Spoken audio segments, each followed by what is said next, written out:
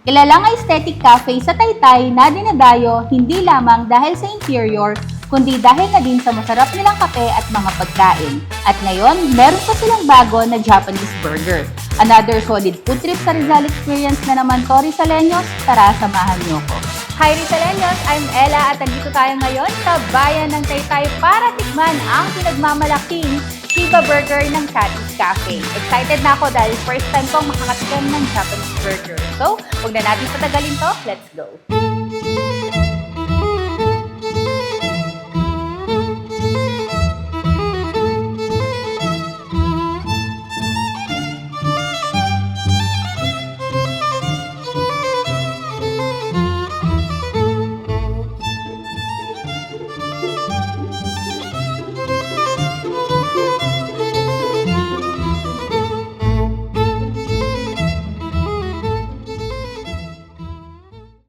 Okay guys, so now dito na tayo sa pinaka-exciting na part, of course, ang tikiman part. Ayan.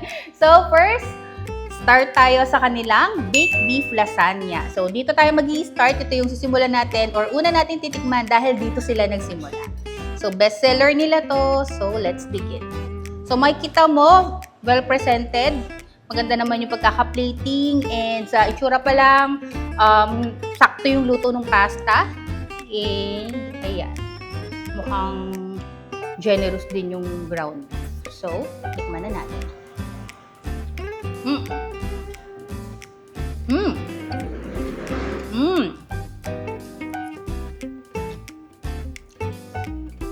Ito yung lasagna na for sure magugustuhan ng bawat Pinoy. Sweet style yung lasagna niya and at the same time, ang generous nung beef brown. Hindi tinipid. Sarap.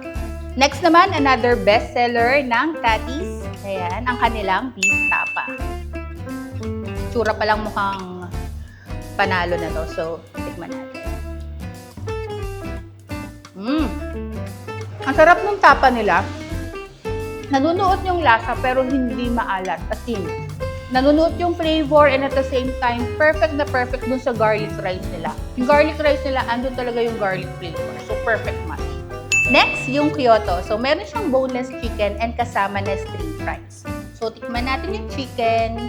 Yung dip natin dito sa kanilang garlic.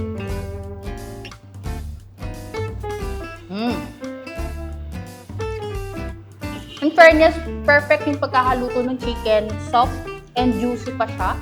And tikman naman natin yung fries nila.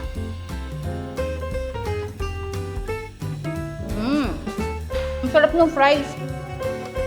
Kahit kanina pa siya, hindi siya nagsagi. Ang sarap.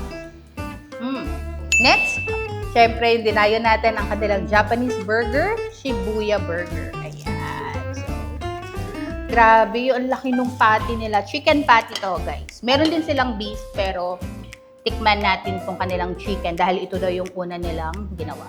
So,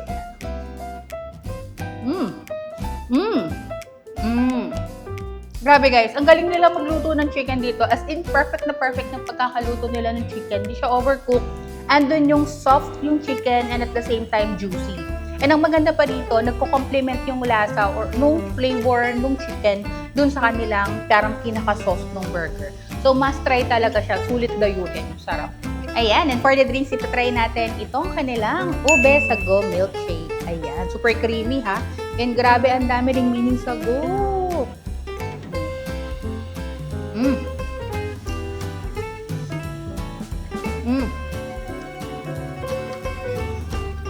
Sakto yung tamis and at the same time, naka-add ng texture yung sago.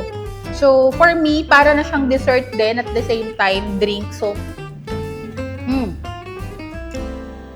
panalo. Sarap. Okay guys, so now kasama naman natin si Sir Isaiah, one of the owners ng Tatis Cafe. Hi, Sir!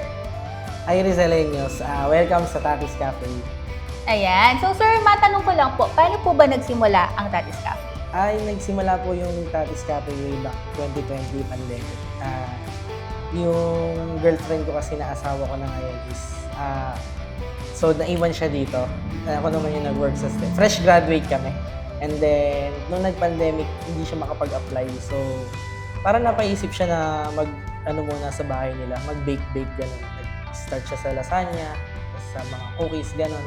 Tapos ako naman is, eto, nakasupport lang sa kanya nun, naka-video call lang. Tapos hanggang sa napauwi na rin ako dahil ng pandemic niya. Eh, syempre, walang work din kahit sa States.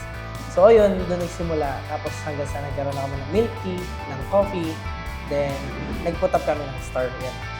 Wow, no? So talagang supportive kayo to each other. Opo, ayun lang. And So, now talagang may Tatis Cafe na. Parang dream turned into a cafe na talaga. Ayun. And ano po ba yung mga must try and bestseller dito? ayun, ma'am, yung ano kasi namin, yung must try talaga namin is yung baked lasagna. Yun talaga yung una namin na naging product. And then, ngayon, nag-offer na rin tayo ngayon ng mga chicken burger kasi minsan yung mga tao magtatanong ng, alam mo yun, yung parang napapaisip ka lang na, may chicken burger kaya dito? Parang ganun. So parang everyday namin naririnig, ay maglagay kaya tayo ng chicken burger.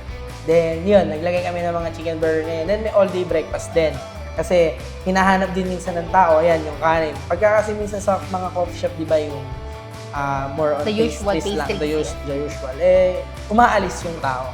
Kaya ngayon, napaisip din kami na ayun nga, ilagay na rin namin yung all-day breakfast since, syempre, ang customers natin dito is talagang puro Filipino. Syempre, ayun ang hahanapin nilang Rice. sa Oo. rice meal. So ngayon, ayun, kaya kami napunta sa meron ng all-day breakfast, may pasta, and then may burger. Kaya kumbaga, naging lumawak yung set of menus na.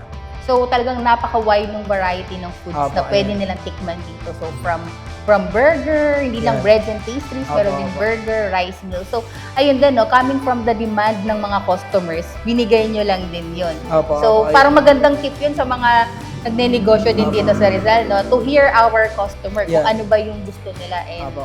ano ba yung kailangan nila. Mm. So yun, sir. So invite nyo na rin, sir, ang ating mga Rizaleños na puntahan Hi, po kayo. Rizaleños. Iniimbitahan po namin kayo dito sa Tatis Cafe along 74 E. Rodriguez, Taytay, Rizal. In front of JB Badminton. Ang landmark po natin is yung sa packet po ng Siena College, Taytay. Ayun po. And then, supportahan niyo po sana kami. And yung mga social media accounts niyo, sir. Ayun. Follow niyo po kami sa Tatis, then Kama.